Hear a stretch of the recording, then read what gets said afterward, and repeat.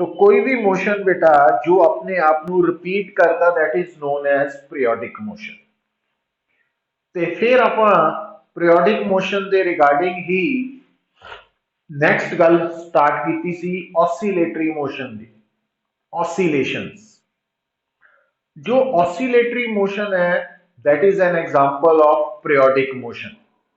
और ये गल कल तुहानू दसी सी कि जिन्ने टाइम बाद मोशन अपने आप को रिपीट करना शुरू करता उस टाइम नू उस मोशन का असी टाइम पीरियड बोलते that is known as time period. हुण बेटा जदों तुसी टाइम पीरियड की गल की सी तां oscillatory motion they which time period क्योंकि ऑसिलेटरी मोशन पीरियोडिक मोशन की ही एग्जाम्पल है। जिन्ने भी ऑसिलेटरी मोशंस है वो सारे पीरियोडिक मोशंस है। पर कल गल ये भी मैं दसी सी कि सारे पीरियोडिक मोशंस ऑसिलेटरी होन जरूरी नहीं है but all oscillatory motions are periodic motions. तो इस करके हर ऑसिलेटरी मोशन का भी एक टाइम पीरियड है वो टाइम पीरियड जिस तो बाद मोशन अपने आप को रिपीट करता। हुण बेटा कल दे ही टॉपिक दे विच आपां फिर गल कर रहे सी कि जेड़ा ऑसिलेटरी मोशन है दो तरह का हो सकता कि अगर ऑसिलेशंस के दौरान बॉडी स्ट्रेट पाथ फॉलो कर रही है स्ट्रेट पाथ तो उस ऑसिलेटरी मोशन नू असी बोलते हैं लीनियर ऑसिलेटरी मोशन। ते जे oscillating body curved path follow कर रही है कर्व्ड पाथ फिर उन्होंने असी एंगुलर ऑसिलेटरी मोशन बोल देंगे। तो हुण मतलब ऑसिलेटरी मोशन दे विच बेटा फिर कल असी ऑब्जर्व कीता सी कि एक पोजीशन है मीन पोजीशन और दो है एक्सट्रीम पोजीशंस। तो हुण बेटा इस तो अगे आपां हुण गल स्टार्ट करन लगे हां। मैं तुहाडे सामने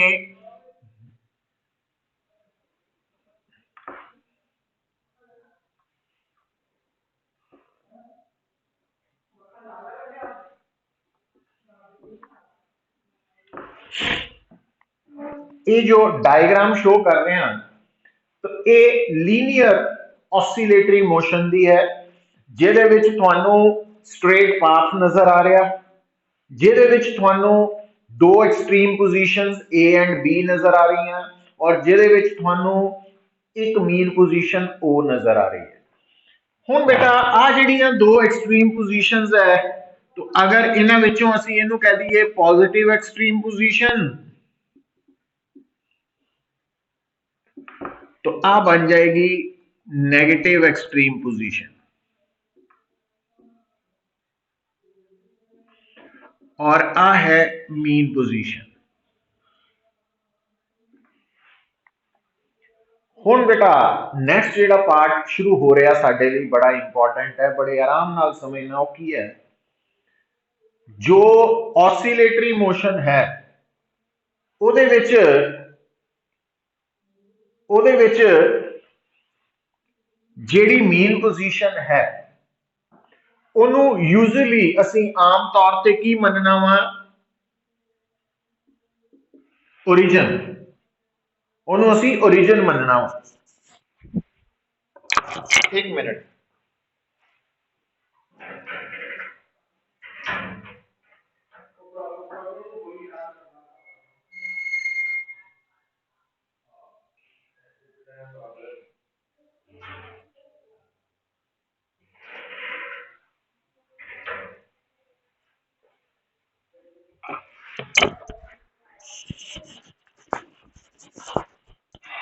तो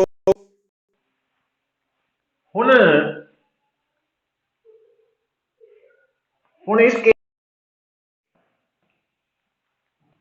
ਜਿਹੜੀ ओरिजिन है मीन पोजीशन ਨੂੰ ਅਸੀਂ ਆਮ ਤੌਰ ਤੇ ओरिजिन ਮੰਨਣਾ मतलब ये हुण गल ਨੂੰ सुन लियो पुत कि ਜਦੋਂ ऑसिलेटिंग बॉडी मीन पोजीशन ते है तो असी ओदी डिस्प्लेसमेंट हमेशा जीरो मननी है, क्यों?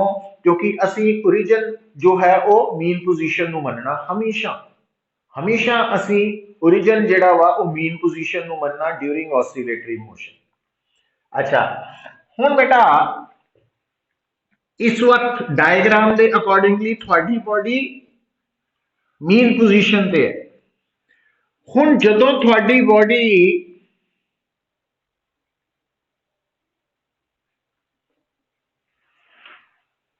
ऑसिलेट करती करती किथे पहुंच गई? पोजीशन पी ते आ गई। तो उस केस ਦੇ ਵਿੱਚ बेटा ਹੁਣ ਜਿਹੜੀ मैं गल दसन लगा ध्यान दियो, ਜਦੋਂ ਤੁਹਾਡੀ ਬॉडी ऑसिलेट कर रही है, इदा ऑसिलेट कर रही है, तो वो एट एनी टाइम किते भी हो सकती। तो मान लो oscillating body at any time, at any instant of time T P ते है।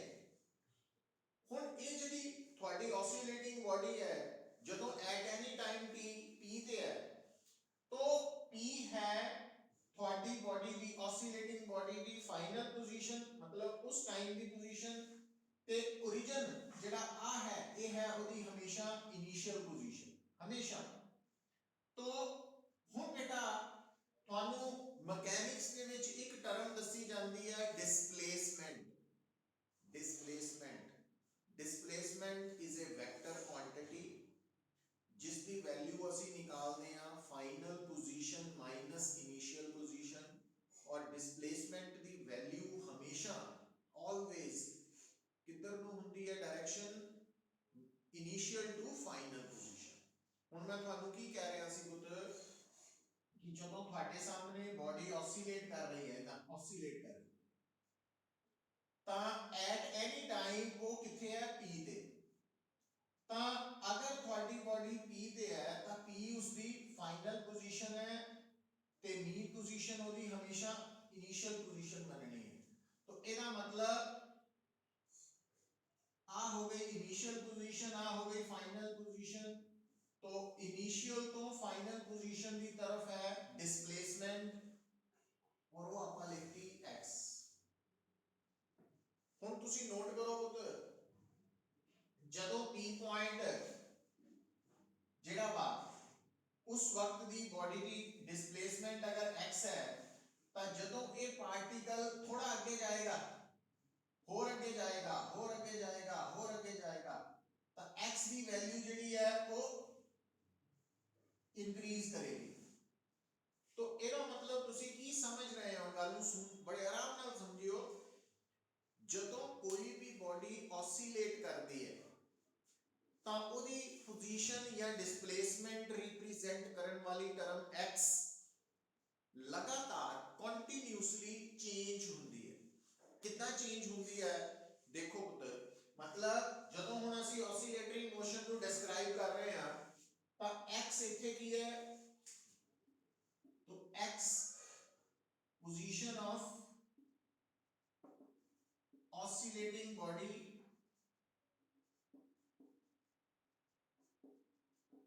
at any instant of time t है, और इसनू असी डिस्प्लेसमेंट भी कह सकते हैं। और डिस्प्लेसमेंट की डायरेक्शन हमेशा किधर नू लेनी है पुत्र? असी तुसी देख रहे हैं, क्योंकि ऑसिलेटरी मोशन च असी मीन पोजीशन नू हमेशा इनिशियल पोजीशन मनना पार्टिकल दी। तो इस करके डिस्प्लेसमेंट हमेशा की हुंदी है? From initial to final position. तो इस करके जेड़ा एक्स है ना, चाहे ਉਹਨੂੰ पोजीशन बोल दियो oscillating body the eight any instant of time, या डिस्प्लेसमेंट बोल दियो, ਇਹਦੀ डायरेक्शन हमेशा किधर ਨੂੰ ਲੈਣੀ है? मीन टू गिवन पोजीशन, मतलब away from the mean position, mean position तो दूर, अवे। और दूसरी गल तुसी की याद रखनी है कि ये जेड़ा x है ਇਹਦੀ वैल्यू फिक्स नहीं है, क्योंकि जदों ਤੁਹਾਡੀ ऑसिलेटिंग बॉडी O ਤੇ ਸੀ, O ਤੇ ਸੀ, ਤਾਂ x 0 ਹੋ ਗਿਆ ਸੀ। ਤਾਂ ਜਦੋਂ ਤੁਹਾਡੀ ਬॉडी O ਤੋਂ ਦੂਰ ਜਾਣਾ ਸ਼ੁਰੂ ਹੋਈ, ਇਦਾਂ ਦੂਰ ਜਾ ਰਹੀ ਹੈ, इंक्रीज कर रहा और ਜਦੋਂ ਤੁਹਾਡੀ ਇਹ ऑसिलेटिंग बॉडी B ਤੇ ਪਹੁੰਚੇਗੀ मतलब एक्सट्रीम पोजीशन ਤੇ ਪਹੁੰਚੇਗੀ ਤਾਂ ਤੁਹਾਡੇ ਇਸ x ਦੀ ਵੈਲਿਊ इंक्रीज होती होती की हो जाएगी मैक्सिमम। तो ਜਦੋਂ ਤੁਹਾਡੀ ऑसिलेटिंग बॉडी ਇੱਥੇ ਪਹੁੰਚ ਗਈ ਤਾਂ ਜਿਹੜਾ ਤੁਹਾਡਾ x ਹੈ ਉਹ ਮੈਕਸਿਮਮ ਹੋ ਚੁੱਕਾ तो x मैक्सिमम ਨੂੰ ਅਸੀਂ ਕਹਾਂਗੇ r एम्पलीट्यूड।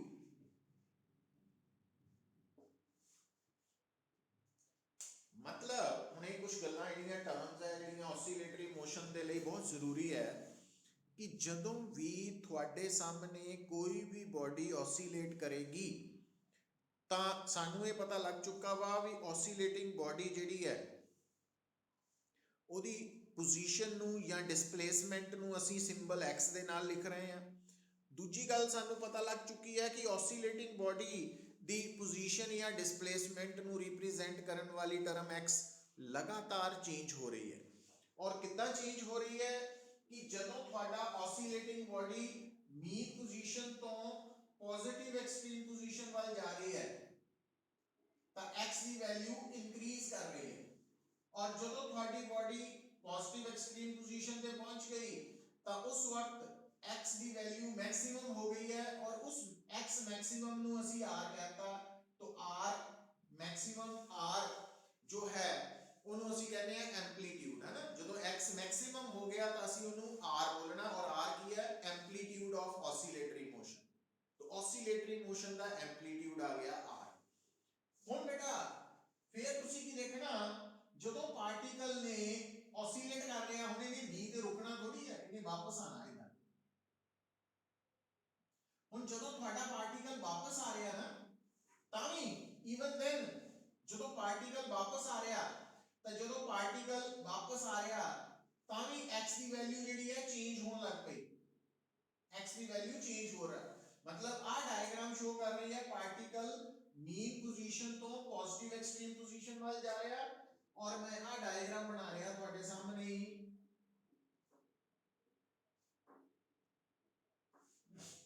तो ये शो कर रहा कि ਤੁਹਾਡਾ पार्टिकल ਜਿਹੜਾ ਵਾ ਉਹ एक्सट्रीम ਤੋਂ ਵਾਪਸ मीन ਵੱਲ ਆ ਰਿਹਾ तो ਇੱਥੇ ਤੱਕ। ਹੁਣ ਜਦੋਂ ਤੁਹਾਡਾ पार्टिकल ਇੱਧਰ ਨੂੰ ਆ ਰਿਹਾ ਪੁੱਤ ਤਾਂ ਵੀ ਉਹਦੀ ਪੋਜੀਸ਼ਨ ਆ ਹੈ this one, this is its position or displacement। तो आ वैल्यू ਜਿਹੜੀ ਹੈ मतलब ਤੁਸੀਂ ਕੀ ਨੋਟ ਕਰਨਾ ਚਾਹੇ ਪਾਰਟੀਕਲ ਅਵੇ ਫਰਮ ਮੀਨ ਪੋਜੀਸ਼ਨ ਚਾਹੇ ਟੁਵਰਡਸ ਮੀਨ ਪੋਜੀਸ਼ਨ ਆਏ ਜਿਹੜੀ ਡਿਸਪਲੇਸਮੈਂਟ ਹੈ ਉਹਦੀ ਡਾਇਰੈਕਸ਼ਨ ਉਹ ਹਮੇਸ਼ਾ ਅਵੇ ਫਰਮ ਮੀਨ ਪੋਜੀਸ਼ਨ ਹੋਏਗੀ।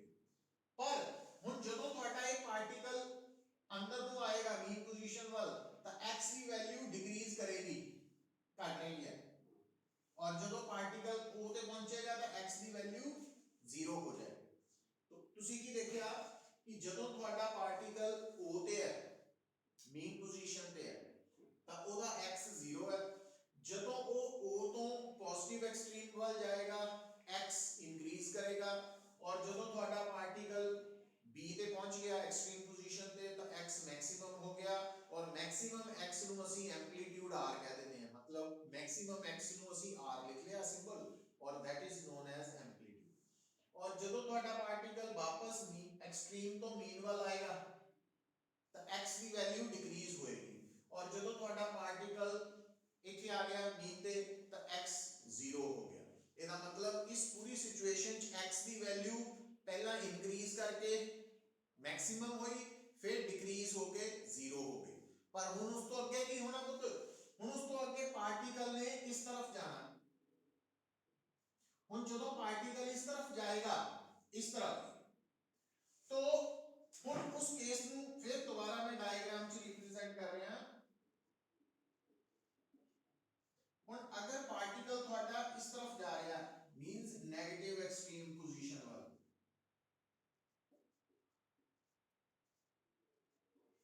तो अगर ਇੱਥੇ ਪਹੁੰਚ ਗਿਆ p डैश ਤਾਂ ਹੁਣ ਜਿਹੜਾ x ਹੈ ਪੁੱਤ तो आ वाली वैल्यू ये x है पर एदी डायरेक्शन इस तरफ है ना तो ये हम नेगेटिव x है। नेगेटिव x का मतलब भी ये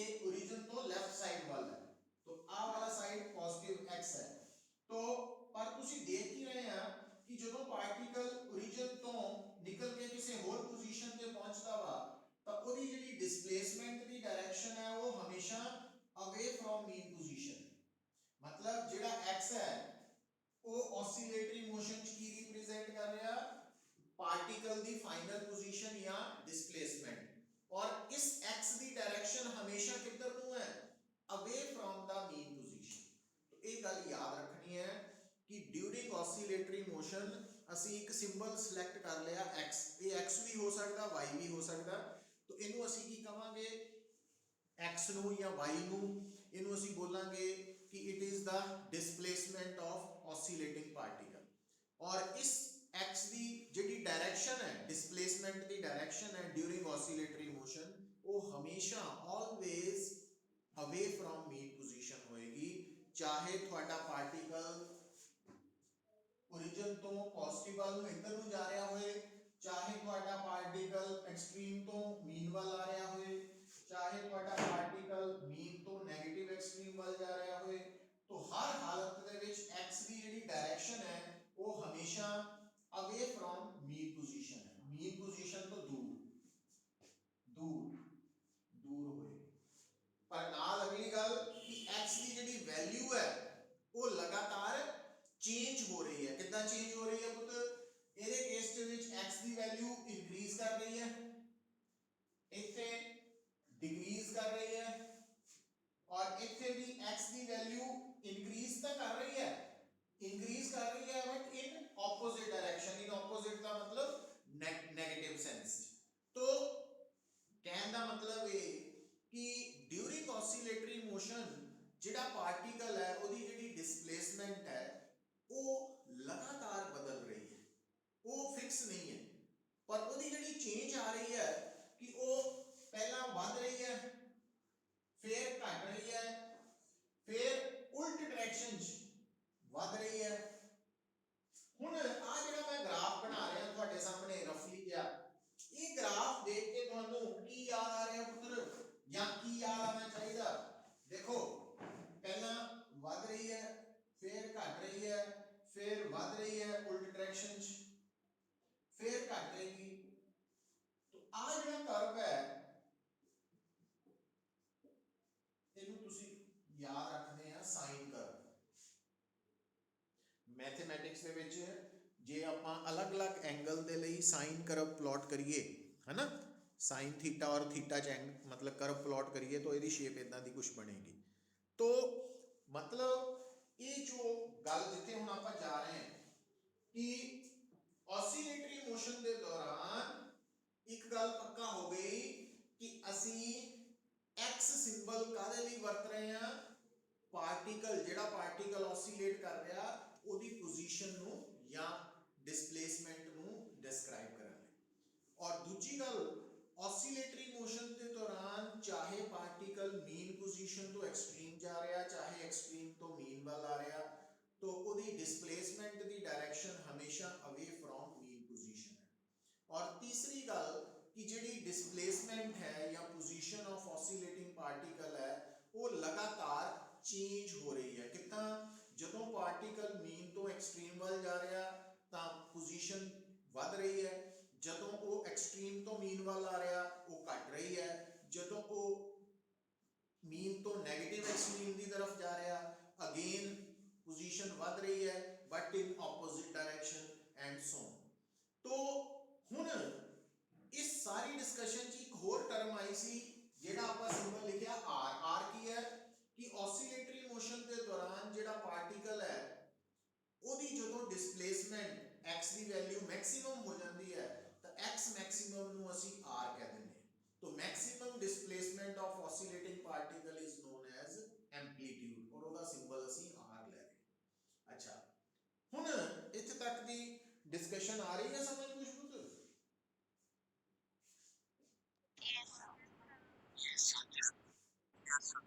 हाँ, बड़ा आराम नाल दस रहा है मैं तुहानू। तो हुण देखो, हुण तुहानू मैं शुरू च की दस्सिया कि जिन्ने भी ऑसिलेटरी मोशंस है वो सारे पीरियोडिक मोशंस है, और हर पीरियोडिक मोशन ਆਪਣੇ ਆਪ ਨੂੰ ਇੱਕ ਟਾਈਮ ਤੋਂ ਬਾਅਦ ਰਿਪੀਟ ਕਰਦਾ ਵਾ, ਉਸ ਟਾਈਮ ਨੂੰ ਅਸੀਂ ਟਾਈਮ ਪੀਰੀਅਡ ਕਹਿੰਦੇ ਆ। ਤੋ ਇੱਥੇ ਬੇਟਾ ਅਸੀਂ time taken to complete one oscillation ਨੂੰ ਅਸੀਂ ਟਾਈਮ ਪੀਰੀਅਡ ਕੈਪੀਟਲ T ਲਿਖਦੇ ਹਾਂ। तो टाइम पीरियड का की मतलब है वो भी समझ लो। देखो टाइम पीरियड का की मीनिंग है, गल तो समझियो पुत्र, फिर वापस आने आप सारा कुछ इकट्ठा करना।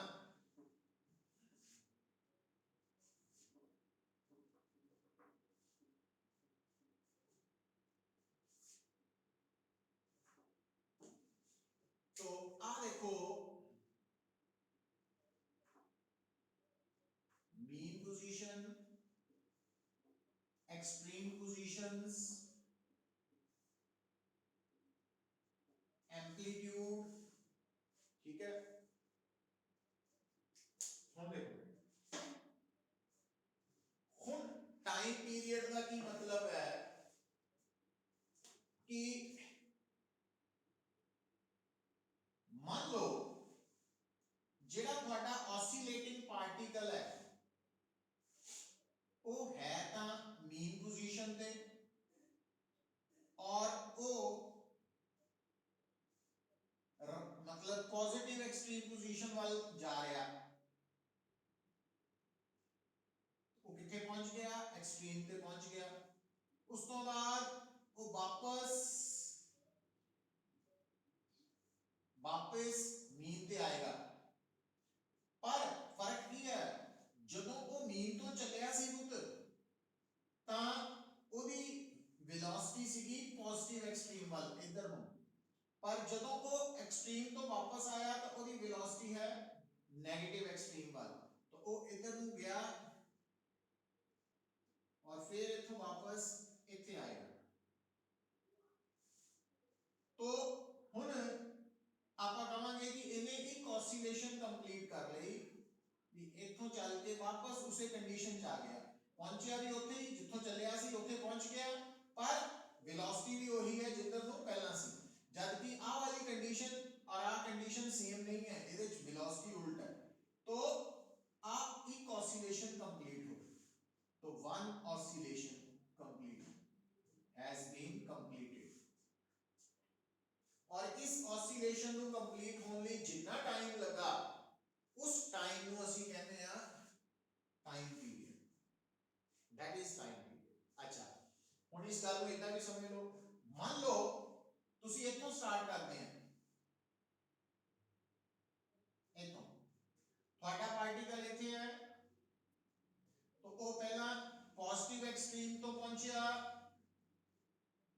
मीन ते, मीन तो फिर जाएगा नेगेटिव एक्सट्रीम ते, नेगेटिव एक्सट्रीम तो वापस आएगा मीन ते, और मीन तो फिर वापस पहुंचा पॉजिटिव एक्सट्रीम ते, और इथों फिर वापस स्टार्ट हो। तो आ वाली भी वन ऑसिलेशन है, आ भी वन ऑसिलेशन। तो ਹੁਣ ਤੁਸੀਂ ਨੋਟ ਕਰੋ, ਜਦੋਂ ਵੀ ਇੱਕ ऑसिलेशन ਕੰਪਲੀਟ ਹੋਏਗੀ, ਧਿਆਨ ਦਿਓ, ਤਾਂ ਆ ਪਹਿਲਾ ਪਾर्ट, आ दूसरा, आ तीसरा और आ चौथा, आ पहला पार्ट, आ दूसरा, आ तीसरा और आ चौथा, चार पार्ट्स होंगे। और एक ऑसिलेशन च पार्टिकल क्योंकि जिथों चल के उत्थे ही पहुंचेगा, इस करके ओदी डिस्प्लेसमेंट तां होएगी जीरो। तो ड्यूरिंग वन ऑसिलेशन, एक ऑसिलेशन के दौरान डिस्प्लेसमेंट होएगी जीरो, पर डिस्टेंस कवर्ड कितना होएगा, डिस्टेंस, तो चाहे पार्टिकल इथों गया इथे तो r, फिर इथों इथे डिस्टेंस r, फिर इथों इथे डिस्टेंस r, फिर इथों इथे डिस्टेंस r। तो ड्यूरिंग वन ऑसिलेशन पार्टिकल ने हमेशा कितना डिस्टेंस कवर करना, 4 टाइम्स इट्स एम्पलीट्यूड, एम्पलीट्यूड नालों 4 गुना ज्यादा, डिस्प्लेसमेंट जीरो होएगी। अच्छा हुन अगर मैनू कोई कहे कि during one oscillation average velocity कितनी होएगी। ਹੁਣ एवरेज वेलोसिटी ਦਾ ਕਨਸੈਪਟ ਕੀ ਹੈ, ਡਿਸਪਲੇਸਮੈਂਟ ਓਵਰ ਟਾਈਮ ਟੇਕਨ। तो वन ऑसिलेशन ਦੇ ਵਿੱਚ डिस्प्लेसमेंट है 0 ਤੇ टाइम टेकन है टाइम पीरियड ਦੇ ਬਰਾਬਰ। ਤੇ ਜੇ ਕੋਈ ਕਵੇ एवरेज स्पीड ड्यूरिंग ऑसिलेशन, तो एवरेज स्पीड होती है distance covered over time taken. तो during one oscillation distance covered है 4 आवर एंड टाइम टेकन है। तो ਆਪਾਂ ਇਹਦਾ ਆਨਸਰ ਦੇ ਸਕਦੇ ਆ ਨਾ, ਬੜੇ ਬੇਸਿਕ ਗੱਲਾਂ ਵਾ ਕਿਉਂਕਿ ਪਤਾ ਹੋਣੀਆਂ ਚਾਹੀਦੀਆਂ। ਪਰ ਅਗਲੀ ਗੱਲ ਸੁਣੋ ਪੁੱਤਰ, ਹੁਣ ਆਪਾਂ ਕੀ ਦੇਖ ਰਹੇ ਆ, ਇੱਕ ਟਰਮ ਹੈ ਟਾਈਮ ਪੀਰੀਅਡ। ਹੁਣ ਅਗਲੀ ਗੱਲ ਸੁਣ ਲਿਓ ਪੁੱਤਰ, ਅਗਲੀ ਗੱਲ ਕੀ ਹੈ ਕਿ ਜਦੋਂ ਵੀ ऑसिलेशन होएगी ਤਾਂ ਇੱਕ ऑसिलेशन ਨੂੰ ਕੰਪਲੀਟ ਹੋਣ ਲਈ ਜੋ ਟਾਈਮ ਲੱਗੇਗਾ that is known as time period। ਹੁਣ ਇੱਕ ऑसिलेशन ਦੇ ਵਿੱਚ ਬੇਟਾ ਜਦੋਂ ਪਾਰਟੀਕਲ ਮੀਨ ਤੋਂ ਐਕਸਟ੍ਰੀਮ ਗਿਆ, फिर एक्सट्रीम तो वापस मीन आया 2, फिर मीन तो एक्सट्रीम गया 3 और एक्सट्रीम तो फिर मीन ते आया 4। ये 4 पोर्शंस नु कवर करने वाला टाइम है t, कैपिटल T। तो फिर एक नु कितना टाइम लगेगा t/4। मतलब आज तो बाद ਤੁਹਾਨੂੰ ਇਹ ਗੱਲ ਹਮੇਸ਼ਾ ਟਿਪਸ ਤੇ ਚਾਹੀਦੀ ਹੈ ਤੁਹਾਡੀ ਕਿ ਅਗਰ ਤੁਹਾਨੂੰ ਕੋਈ ਕਹੇ ਕਿ ਇੱਕ ਪਾਰਟੀਕਲ ਔਸੀਲੇਟ ਕਰ ਰਿਹਾ ਤਾਂ ਮੀਨ ਪੋਜੀਸ਼ਨ ਤੋਂ ਐਕਸਟ੍ਰੀਮ ਪੋਜੀਸ਼ਨ ਤੱਕ ਜਾਣ ਲਈ ਉਹਨੂੰ ਕਿੰਨਾ ਟਾਈਮ ਲੱਗਾ t/4, ਉਸਦੇ ਟਾਈਮ ਪੀਰੀਅਡ ਦਾ 1/4। ਜੇ ਤੁਹਾਨੂੰ ਕੋਈ ਕਹੇ ਕਿ ਇੱਕ ਪਾਰਟੀਕਲ ਔਸੀਲੇਟ ਕਰ ਰਿਹਾ ਉਹਨੂੰ ਐਕਸਟ੍ਰੀਮ ਤੋਂ ਮੀਨ ਪੋਜੀਸ਼ਨ ਤੱਕ ਆਉਣ ਲਈ ਕਿੰਨਾ ਟਾਈਮ ਲੱਗਾ t/4, है ना। ये रिजल्ट्स है ਜਿਹੜੇ ਤੁਸੀਂ ਯਾਦ ਰੱਖਣੇ ਆ, ਭੁੱਲਣੇ ਨਹੀਂ ਚਾਹੀਦੇ। ਅੱਛਾ ਹੁਣ ਬੇਟਾ ਫਿਰ ਤੁਹਾਨੂੰ ਪਤਾ ਵਾ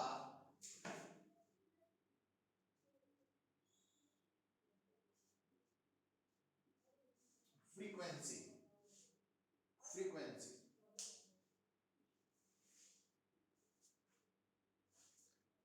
ਜਦੋਂ ਤੁਸੀਂ ਫ੍ਰੀਕੁਐਂਸੀ ਦੀ ਗੱਲ ਕਰਦੇ ਆ ਬੇਟਾ, फ्रीक्वेंसी का की मतलब है, तो जो असी ऑसिलेशंस की गल करते हैं तो ऑसिलेशंस का मतलब है कि पार्टिकल एक गिवन पॉइंट के आले दुआले टू एंड फ्रो अगे पीछे चल रहे, और जिस पॉइंट के आले दुआले टू एंड फ्रो मोशन हो रहा उस पॉइंट को असी कहते हैं मीन पोजीशन, इक्विलिब्रियम पोजीशन। और ऑसिलेटरी मोशन च एक ऑसिलेशन ਨੂੰ ਕੰਪਲੀਟ ਕਰਨ ਲਈ ਲੱਗਣ ਵਾਲੇ ਟਾਈਮ ਨੂੰ ਅਸੀਂ ਕਹਿੰਦੇ ਆ ਟਾਈਮ ਪੀਰੀਅਡ। ਔਰ ਫ੍ਰੀਕੁਐਂਸੀ ਆਫ ऑसिलेशंस ਕੀ ਹੁੰਦੀ ਹੈ ਕਿ ऑसिलेटिंग ਪਾਰਟੀਕਲ ਨੇ 1 ਸੈਕਿੰਡ ਦੇ ਅੰਦਰ ਨੰਬਰ ਆਫ ऑसिलेशंस ਕਿੰਨੀਆਂ ਕਵਰ ਕੀਤੀਆਂ, ਕੰਪਲੀਟ ਕੀਤੀਆਂ। तो फ्रीक्वेंसी की है number of oscillations completed in 1 second. तो number of oscillations completed in 1 second ਨੂੰ ਅਸੀਂ ਕਹਿ ਦਿੰਦੇ ਆ फ्रीक्वेंसी ऑफ ऑसिलेशंस। और फ्रीक्वेंसी ऑफ ऑसिलेशंस ਨੂੰ ਅਸੀਂ ਇੱਕ ਤਾਂ ਬੋਲਦੇ ਆ नंबर ऑफ ऑसिलेशंस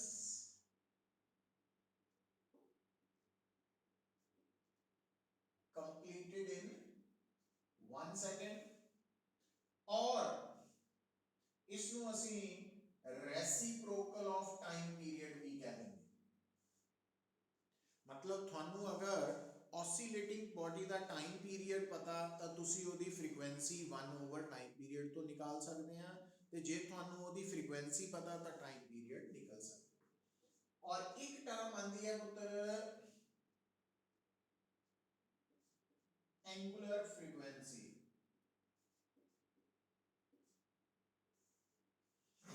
देखो एक्चुअली जदों ना तुसी मैथेमैटिक्स पढ़ते हैं तो मैथेमैटिक्स दे विच थीटा यूजली असी एंगल सिंबल लेने हैं, एंगल कहने हैं भी एंगल है थीटा।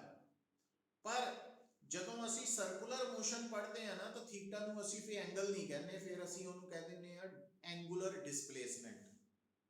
ठीक है, उसी तरह नाल ਜਦੋਂ ਅਸੀਂ ਸਰਕੂਲਰ ਮੋਸ਼ਨ ਪੜ੍ਹਦੇ ਆ ਬੇਟਾ ਤਾਂ ਸਰਕੂਲਰ ਮੋਸ਼ਨ ਦੇ ਵਿੱਚ ਓਮੇਗਾ ਟਰਮ ਅਸੀਂ ਨਾਮ ਸਿੰਬਲ ਜਿਹੜਾ ਸੀ ਉਹ ਕਾਹਦੇ ਲਈ ਯੂਜ਼ ਕੀਤਾ ਸੀ ਐਂਗੂਲਰ ਐਂਗੂਲਰ ਵੈਲੋਸਿਟੀ ਲਈ तो सेम जेड़ा सिंबल है ओमेगा ठीक है सेम चीज है जदों सर्कुलर मोशन हो रहा तो ओमेगा का मतलब एंगुलर वेलोसिटी है पर जदों असी ऑसिलेशंस बारे पढ़ते हैं तो फिर असी ओमेगा नू एंगुलर वेलोसिटी कहने की जगह एंगुलर फ्रीक्वेंसी भी बोलते हैं और इस ओमेगा का संबंध टाइम पीरियड नाल कितना वा वही सेम रिलेशन ही है सर्कुलर मोशन च पढ़ते सी ना angular velocity is equal to 2 pi over time period वो सेम ही है तो 2 पाई ओवर टी या 2 पाई न्यू बस फर्क ये है कि ऑसिलेटरी मोशन च ਅਸੀਂ ओमेगा ਨੂੰ एंगुलर वेलोसिटी कहने की जगह एंगुलर फ्रीक्वेंसी बोलना ओमेगा यूनिट वही है रेडियन पर सेकंड एसआई यूनिट ਉਹਦੇ ਚ कोई फर्क नहीं समझ आ रही है पुत्र